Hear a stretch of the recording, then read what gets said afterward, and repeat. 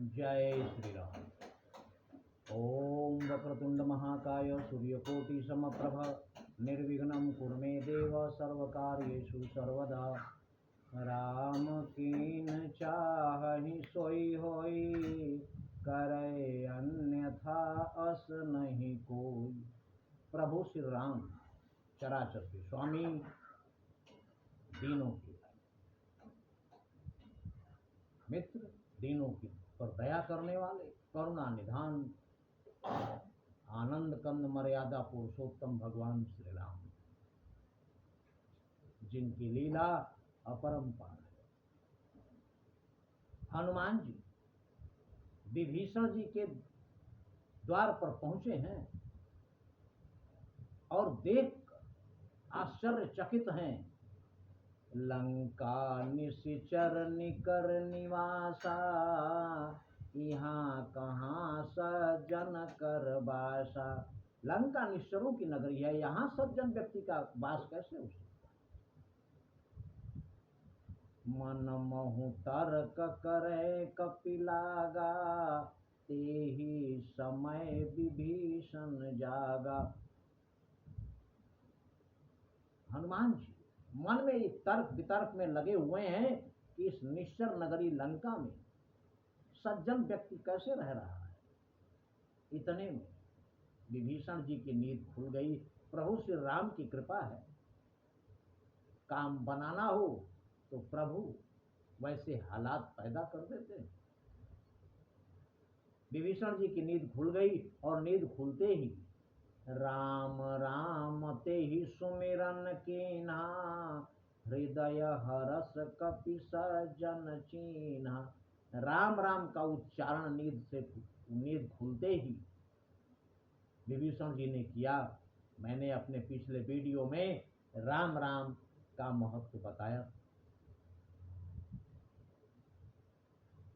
हनुमान जी सुन लिए कि विभीषण जी जाग गए हैं, इसलिए विप्ररूप धरि बचन सुनाए, सुनत विभीषण उठि तहाँ आए। ब्राह्मण वेश धारण करके हनुमान जी खड़े हैं और आवाज लगाए, और आवाज सुनते ही सुनत विभीषण उठि तहाँ आए। करि प्रणाम पूछी कुशलाए। प्रणाम करके विभीषण जी और कह रहे हैं, कहु विप्र निज कथा बुझाई। हे विप्र, हे ब्राह्मण, आप अपनी कथा कहें। आप लंका में कैसे? लंका में ब्राह्मण असंभव। लंका में ब्राह्मण कैसे आ सकता है? विभीषण रावण के छोटे भाई होने के बावजूद भी नाना दुर्गति उठाते, अनजान ब्राह्मण वो भी लंका में कैसे आ सकता है? आश्चर्य है विभीषण जी को। और कह रहे हैं कि लंका में कोई दिव्य पुरुष ही आ सकता है, साधारण ब्राह्मण के बस की बात नहीं है लंका तक पहुंचना। इसलिए कह रहे हैं कि तुम हरिदासन मह कोई, मोरे हृदय प्रीति अति होई। हे ब्राह्मण देव, क्या आप प्रभु श्री राम के भक्तों में से कोई हैं? क्योंकि आपको देखकर मेरे मन में अपार प्रेम उमड़ रहा है।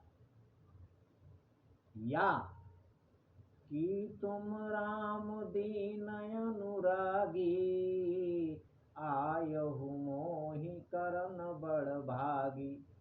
या आप खुद ही आनंद कंद मर्यादा पुरुषोत्तम भगवान श्री राम जी हैं, जिन्होंने मुझ अभागे को बड़भागी बनाने के लिए, घर बैठे दर्शन देने के लिए स्वयं चलकर आ गए हैं।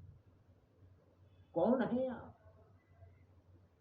कृपा करके अपनी कथा हमें समझाएं। तब हनुमंत कही सब, राम कथा निज नाम। तब हनुमान जी प्रभु श्री राम की सारी कथा कहकर तब अपना नाम बताया। सुनत जुगल तन पुलक मन, मगन सुमेरी गुण ग्राम।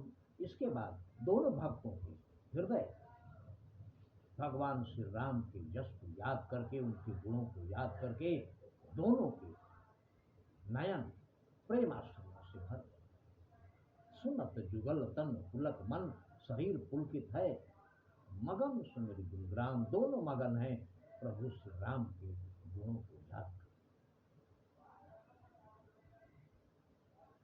तब विभीषण जी हनुमान जी के बारे में जान गए।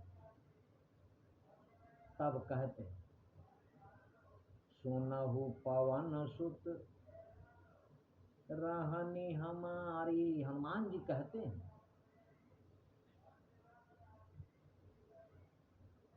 कि असुरों के बीच में आप कैसे रहते?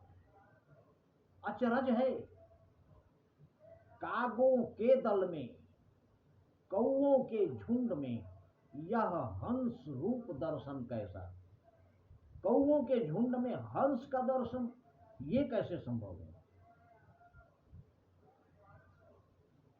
अचरज है, कागों के दल में यह हंस रूप दर्शन कैसा। कांटों से भरी करीलों में मलयागिरी का चंदन कैसा। करीलों के जंगल में, कांटे कीकड़ों के जंगल में चंदन का पेड़, ये कैसे संभव? असुरों में कैसे भक्तराज तुम जीवन यापन करते हो? रावण की सेवा में रहकर श्री रामोपासन करते हो। हे भक्तराज विभीषण, आप कैसे अपना जीवन बिताते हैं? रावण की सेवा में रहते हैं और राम की उपासना करते हैं। रावण के सबसे बड़े दुश्मन की उपासना करते हैं आप, और रहते रावण की सेवा में हैं। ये कैसे संभव है? तब विभीषण जी कहते हैं, सिंघनी कटघरे में जैसे या रसना जैसे दांतों में, वैसे ही रहता हूं मैं यहाँ इन रजनीचर मधमातों में।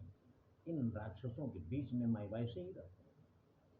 सुनहु पवन सुत रहनी हमारी, जिमि दसननि महु जीभ बेचारी।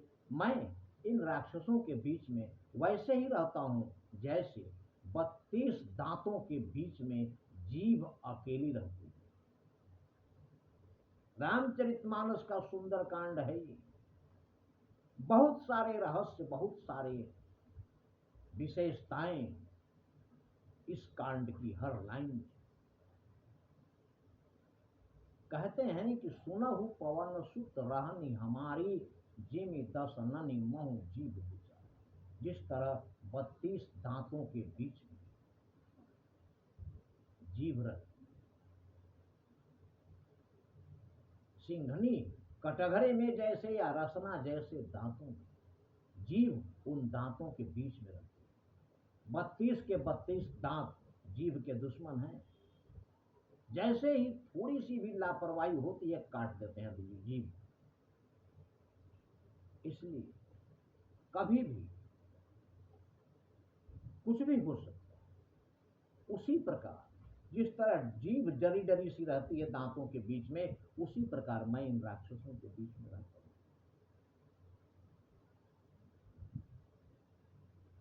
तात कबहु मोहि जानिय नाथा, करिहहि कृपा भानुकुल नाथा।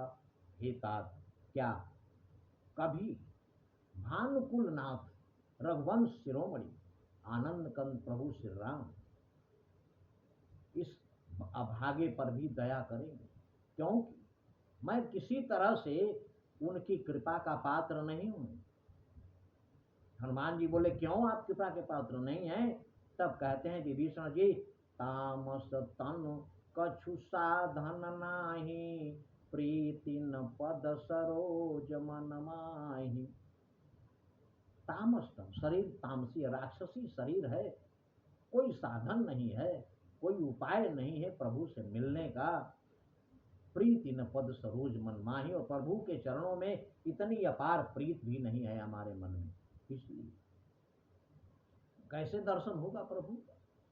किंतु एक बात है, अब मोहि भा भरोस हनुमंता, बिनु हरि कृपा मिलहि नहीं संता।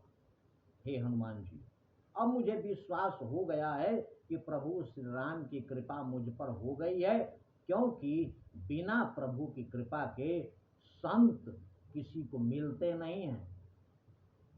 जो रघुवीर अनुग्रह की ना, जब प्रभु श्री राम ने कृपा की तब तुम मोहि दरस हठ दीना, तब आपने जबरन जबरदस्ती आवाज देकर मुझे दर्शन दिया है। ये प्रभु की कृपा ही है, वरना आप चुपचाप निकल जाते, मुझे कैसे दर्शन होता। लेकिन उनकी कृपा हुई तो आपने आवाज देकर मुझे बुलाकर दर्शन दिया। तब प्रभु के बारे में ऐसी बात सुनकर हनुमान जी गदगद हो गए और उसके बाद कहते हैं कि प्रभु किसी पर भी कृपा कर सकते हैं, आप प्रभु को जानते कहां। कह रहे हैं हनुमान जी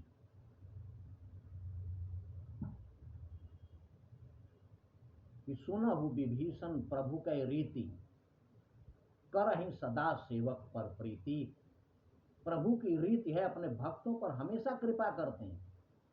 आप कह रहे हैं कि मैं बहुत अधम हूं, नीच हूं, मुझे देखिए ना यार, कहु कवन मैं परम कुलीना। आप मुझे देखिए, मैं कौन सा बड़ा खानदानी हूं, बहुत कुलवान हूं। कपि चंचल सब ही विधीना, चंचल बानर हूं, मैं किसी लायक नहीं हूं, इतना नीच मैं भी हूं।